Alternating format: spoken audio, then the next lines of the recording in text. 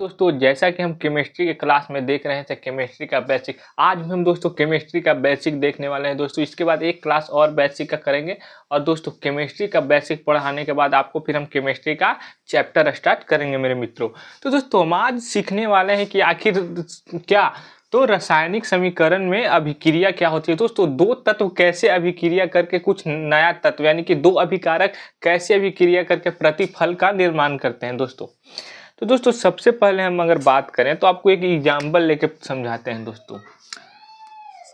क्या होगा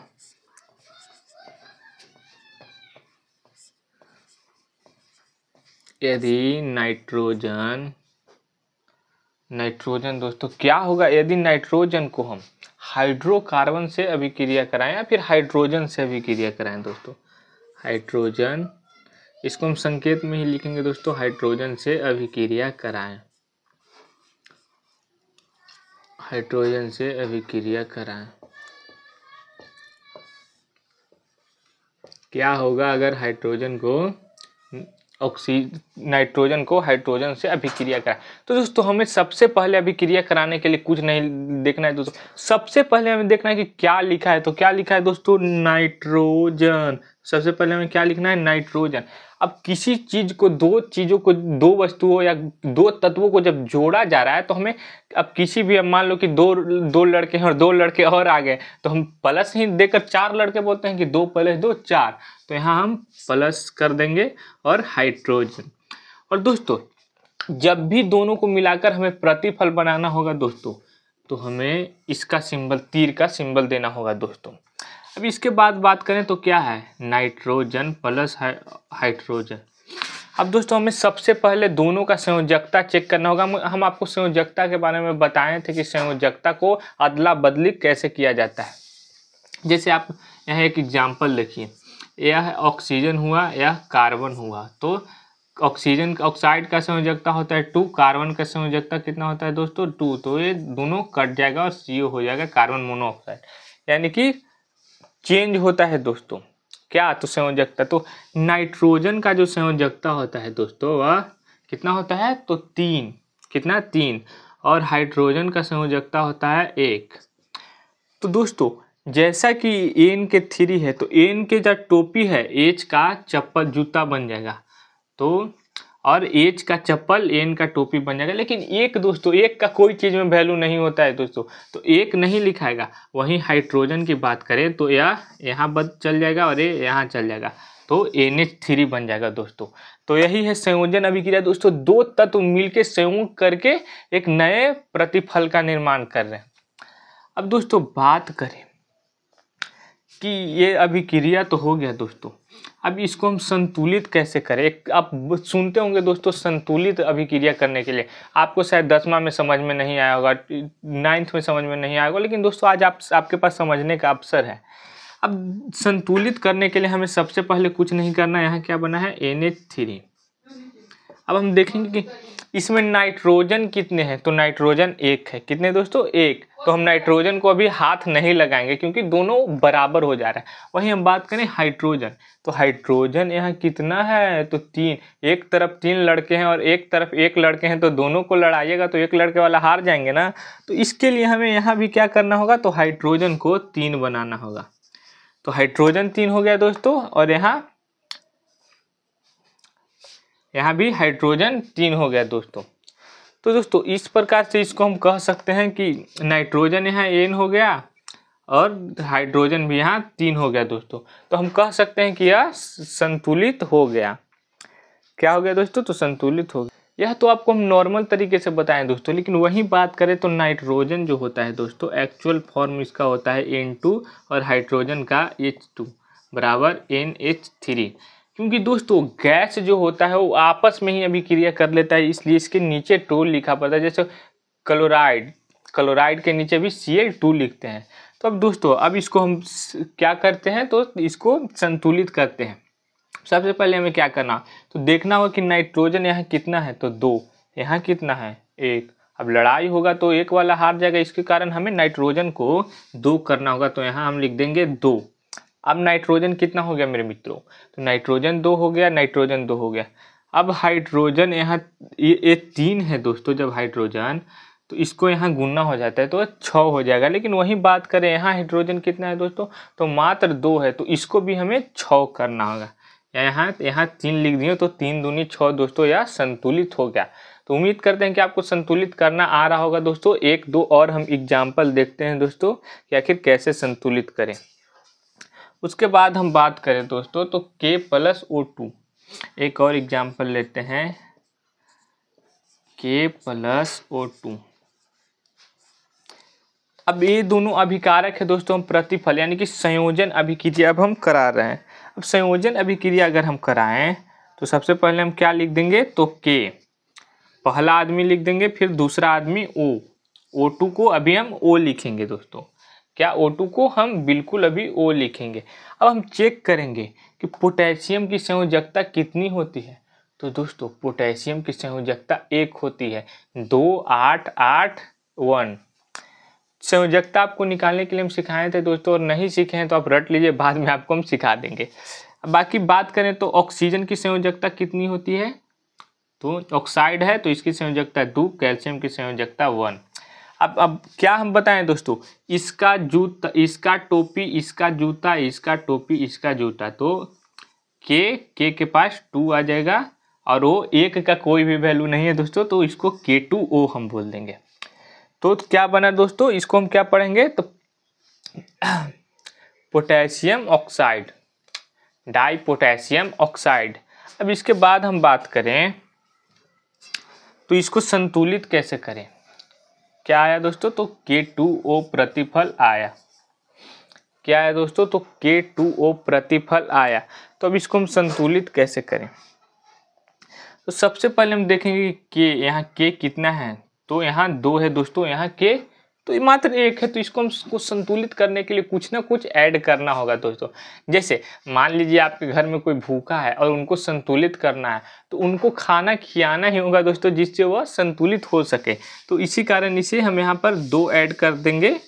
सीधे आपको देखना है कि यहाँ कितना आवश्यकता है, उसी के अनुसार आपको यहाँ बैठाना है। यहाँ आवश्यकता 2 का है तो यहाँ हम 2 बैठाएंगे, तो यहाँ 2 बैठा दिए तो पोटेशियम पोटेशियम बराबर हो गया। अब बात करें तो यहाँ भी ऑक्सीजन निकला कि भैया हम 2 हैं, यहाँ ऑक्सीजन बेचारा अकेले पड़ा है। अब तो ऑक्सीजन को यहाँ भी हमें संतुलित करना होगा दोस्तों, जिसके कारण हमें ऑक्सीजन के लिए यहाँ पर 2 लिखना होगा। तो 2 दूनी फिर ऑक्सीजन यहाँ 4 हो जाएगा दोस्तों। यहाँ हमें अभी 2 नहीं लिखना होगा, यहाँ हमें क्या लिखना होगा दोस्तों, 2। तो पोटेशियम 4 हो जाएगा, ऑक्सीजन 2 हो जाएगा दोस्तों। तो ऑक्सीजन और ऑक्सीजन तो दोनों मिल गया, लेकिन फिर पोटेशियम का क्या हो गया, लफड़ा हो गया दोस्तों। यहाँ 4 हो गया, यहाँ 4 हो गया, तो इसको क्या कर देंगे हम, तो यहाँ भी एक बार और 2 गुना कर देंगे तो यह 4 हो जाएगा दोस्तों। साफा हम डायरेक्ट लिखते हैं 4, तो यह संतुलित हो गया दोस्तों। उम्मीद करते हैं कि आपको समझ में आ गया होगा। उसके बाद हम बात करने वाले हैं दोस्तों तो विस्थापन अभिक्रिया किसका, तो हम विस्थापन अभिक्रिया मतलब यहाँ से विस्थापन मतलब एक जगह से दूसरे जगह जाएंगे कौन, तत्व दोस्तों। अब हम बात करने वाले हैं संयोजन अभिक्रिया, आप देख ली। अब बात करने वाले हैं विस्थापन अभिक्रिया की। विस्थापन अभिक्रिया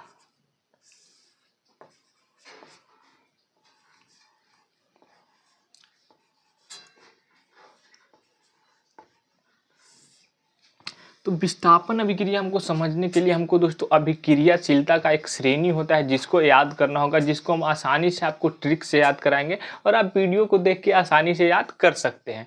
तो हम सबसे पहले लिखते हैं लिथियम, पोटेशियम, एक यह के है दोस्तों, उसके बाद है सोडियम, उसके बाद है कैल्शियम, उसके बाद है अल्मुनियम, सॉरी दोस्तों, उसके बाद है मैग्नीशियम, उसके बाद है अल्मुनियम, उसके बाद है जिंक, और एक है दोस्तों हाइड्रोजन, जो कि यह कोई भी क्या, तो यह अभिक्रियाशीलता में न्यूट्रल है दोस्तों। और सबसे कम अभिक्रियाशीलता वाला है दोस्तों तो कॉपर हो गया दोस्तों, चांदी हो गया दोस्तों, सोना। यह सबसे कम अभिक्रियाशील है, सबसे कम अभिक्रियाशील है कौन, तो सोना। सबसे कम अभिक्रियाशील कौन है दोस्तों? तो सोना। अब सोना नाम है दोस्तों, लेकिन क्या सोना है आप देख रहे हैं अभिक्रियाशील के मामले में। तो आपको इसको एक ट्रिक से याद कराते हैं दोस्तों। आपको याद रखना है लिखना, मतलब लीक कर रहा है, लिखना, लिखना। तो ली से लिथियम, के लीक, के से पोटेशियम और एन से सोडियम। लिखना, लीक कर रहा है तो क्या कै हो रहा है, कै। तो बोल रहा है कि कै हो रहा है तो क्या करें, लीक हो जा रहा है मुंह से तो कै हो जा रहा है। तो वो कहीं आलीशान जगह पे था तो बोला कि मग लाओ, मग। और मग ला के, मग किस चीज़ का लाओ? तो बोला कि एल्युमिनियम और जिंक का मग चाहिए। क्या? एल्युमिनियम और जिंक का मग चाहिए। एल्युमिनियम और जिंक का मग का चाहिए। आपको इसको याद रखना होगा, लिखना, लीक कर रहा है तो लिथियम, पोटेशियम और सोडियम, लिखना। और क्या हो रहा है? लीक कर रहा है, कै हो रहा है, कै हो रहा है। तो कैसे? कैल्शियम। और तो मगला तो मैग्नीशियम, तो किसका? तो एल्युमिनियम और जिंक का, एल्युमिनियम और जिंक का। तो करा हट, गुस्सा आ गया दोस्तों, क्योंकि ये भी कोई डिमांड है, मग रहना चाहिए, एल्युमिनियम और जिंक का जरूरी थोड़े है। हट, कुत्ता को, कुत्ता से कॉपर याद रखना है, कुत्ता को चांदी और सोना मिलेगा। तो ये आपको याद रखना है नीचे के क्रम में, कुत्ता को चांदी और सोना मिलेगा। तो कॉपर, कुत्ता, चांदी तो Ag और सोना तो Au। आपको इसी क्रम में इसको याद रखना है दोस्तों। लिखना, लिथियम, पोटेशियम, सोडियम, लिखना। लीक कर रहा है क्या? तो कै हो रहा है तो कैल्शियम। उसके बाद बात करें तो कै के लिए क्या मांगा? तो मग मांगा, तो मैग्नीशियम। उसके बाद मैग्नीशियम लिखा दोस्तों। उसके बाद तो मग का डिमांड किया, तो एल्युमिनियम और जिंक, एक तरफ एल्युमिनियम एक तरफ जिंक। तो अगर भाग हट, कुत्ता कहीं के, कुत्ता को भी सोना और चांदी मिलेगा, मतलब चांदी और सोना मिलेगा। तो दोस्तों आपको अभी क्रियाशील को इसी प्रकार से याद रखना है। अब उसके बाद इसके हम कुछ एग्जाम्पल देखते हैं दोस्तों। उसके बाद एग्जाम्पल देखते हैं, इसको साइड में लिख देते हैं दोस्तों। लिखना, कै हो रहा है तो मगला किसका? तो एल्युमिनियम और जिंक का। बोला कि हट, कुत्ता को भी चांदी और सोना मिलेगा, सोना मिलेगा। दोस्तों आपको इसको याद रखना, कैसे समझना है विस्थापन अभिक्रिया दोस्तों। तो मान लीजिए कि आप आपके घर में हैं, यहाँ आप हैं और आपके पापा आ गए, पापा आ गए, आपके पापा आ गए और कुर्सी है। तो अगर आप आ गए दोस्तों और आपके पापा आ गए तो आप कुर्सी छोड़ दीजिएगा और पापा कुर्सी पे और आप नीचे, पापा कुर्सी पे आप नीचे, क्योंकि पापा आपसे, उनका पावर ज़्यादा है दोस्तों। उसी प्रकार इनका भी पावर होता है, तो ऊपर के कारण आने के कारण नीचे वाले गायब हो जाते हैं। उसके बाद इसको हम एक और एग्जाम्पल से समझते हैं दोस्तों। सबसे पहले सिपाही, सिपाही और कुर्सी, सिपाही, कुर्सी। उसके बाद आया एसपी, उसके एसपी आया दोस्तों। तो अब कुर्सी का क्या होगा दोस्तों? कुर्सी का क्या होगा? तो जब सिपाही है तो एसपी आए तो कुर्सी पे से हट जाएगा, क्योंकि सिपाही का पावर ज़्यादा है। किससे? सिपाही से ज़्यादा पावर है किसका? तो एसपी का। तो इसलिए सिपाही कुर्सी, कुर्सी पे कौन होगा दोस्तों? तो एसपी और सिपाही नीचे, सिपाही नीचे। तो आपको इसी प्रकार से इसको आपको समझना होगा दोस्तों। कुछ अभिक्रियाएं हैं जो आपको हम समझाने वाले हैं दोस्तों, जिसमें एक समझाते हैं दोस्तों। Example ZnSO4 plus, ZnSO4 plus copper. तो अब हम आपको इसको समझाते हैं दोस्तों, या फिर हम कॉपर रखेंगे तो फिर कुछ होगा ही नहीं दोस्तों। यहाँ पर हम क्या ले लेते हैं? तो पोटेशियम ले लेते हैं, पोटेशियम। तो अब हमको देखना पड़ेगा, सबसे पहले हम इसको मान लिए कुर्सी, कुर्सी, और ये आदमी, आदमी, और यह भी मैन। तो आपको इसको देखना होगा दोस्तों कि इसको किस प्रकार से हम सजाएं। तो ZnSO4 जब दोस्तों उसके सामने ज़्यादा पावर वाला बगल में उसके आ गया दोस्तों, जैसे सिपाही के बगल में SP आ गया, तो कुर्सी छोड़ के यह भागेगा कि नहीं, तो यह कुर्सी छोड़ के भाग जाएगा, यानी कि ZnSO4, तो SO4 यहीं रहेगा, कुर्सी थोड़े भाग जाएगा दोस्तों, कुर्सी वहीं रहेगा, लेकिन जो आदमी था Zn वो भाग जाएगा क्योंकि उससे उच्च पद वाला आ गए। तो यहाँ पर हो जाएगा पोटेशियम सल्फेट दोस्तों। पोटेशियम के ज़्यादा पावर है इसलिए पोटेशियम आ जाएगा, और यहाँ कम पावर वाला है वह छोड़कर भाग जाएगा। उसके बाद हम और एग्जाम्पल की बात करें दोस्तों, तो उसके बाद जो और एग्जाम्पल है देखते हैं। एक और है CaSO4 प्लस Mg। तो अब इसको क्या करेंगे दोस्तों, तो कुर्सी जस का तस रहेगा दोस्तों, क्योंकि कुर्सी थोड़े भागेगा, कुर्सी जस का तस रहेगा। उसके बाद बात करें तो मैग्नीशियम ज़्यादा पावर वाला है या कैल्शियम, तो मैग्नीशियम ज़्यादा पावर वाला है या कैल्शियम। हम मैग्नीशियम रखेंगे दोस्तों तो कुछ नहीं होगा, तो यहाँ पर रखते हैं सोडियम। तो सोडियम ज़्यादा पावरफुल है दोस्तों कि या कैल्शियम, तो सोडियम ज़्यादा पावरफुल है दोस्तों। तो डर के मारे, जैसे बाप के डर के मारे जब बाप आए तो कुर्सी छोड़ के बेटा भागा, उसी प्रकार यह कुर्सी है और कुर्सी छोड़ के कैल्शियम भागेगा, कैल्शियम करके निकलो पापा आए, और यहाँ Na हो जाएगा दोस्तों, क्योंकि Na का पद ऊंचा है तो यह कुर्सी पे बैठ जाएगा। तो दोस्तों उम्मीद करते हैं कि आप इसका एग्जाम्पल समझ गए होंगे दोस्तों। एक और आपको एग्जाम्पल हम देते हैं, जैसे एक है NaCl2 प्लस Ca। तो इसका क्या होगा दोस्तों, तो कुर्सी आपको हम क्या बताएं कि जस का तस लिखना है, कुर्सी जस का तस, कुर्सी में कोई परिवर्तन नहीं हुआ।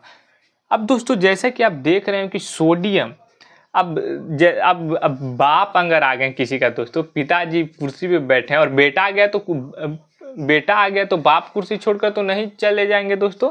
तो उसी प्रकार सोडियम उच्च है, उच्च रिएक्टिव है, मतलब ज़्यादा क्रियाशीलता है इसका, तो यह उच्च पहले से ही है। अब यह छोड़कर नहीं भागेगा दोस्तों, उल्टा जस का तस जो रहेगा कैल्शियम वहीं के वहीं खड़ा रहेगा, मतलब सिपाही खड़ा का खड़ा रहेगा, और एसपी बैठा है तो एसपी बैठा ही रहेगा, एसपी तो भागेगा नहीं दोस्तों। तो यह कुर्सी पे जस का तस सिपाही एसपी बैठा रहेगा और सिपाही खड़ा रहेगा दोस्तों। तो दोस्तों उम्मीद करते हैं कि विस्थापन अभिक्रिया और संयोजन अभिक्रिया आप समझ गए होंगे दोस्तों। तो दोस्तों अगर आप नहीं समझ पाए तो एक दो बार और वीडियो देखिएगा दोस्तों। आपका स्वागत है दोस्तों मेरे स्मार्टर स्टडी या स्टडी स्मार्टर में दोस्तों। और आज के लिए बस इतना ही दोस्तों, मिलते हैं नेक्स्ट वीडियो में, और आपको केमिस्ट्री का और ज़्यादा बेसिक के बारे में हम बताने वाले हैं।